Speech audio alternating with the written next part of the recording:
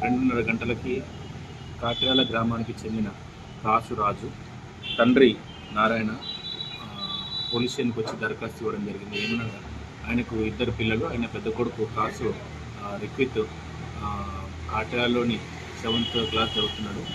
ఈ half day school ఉండడం వల్ల ఆయన వాళ్ళ స్నేహితులతో పాటు ఈ గ్రామ శివారులో ఉన్న పెద్ద చెరువులో ఈత నేర్చుకోవడానికి వెళ్ళి ప్రమాదవశాత్తు నీట మునిగి మృతి చెందిందని చెప్పి దరఖాస్తు ఇవ్వడం జరిగింది. ఈ దరఖాస్తు మీద మేము కేసు నమోదు చేసి దర్యాప్తు చేపట్టాము.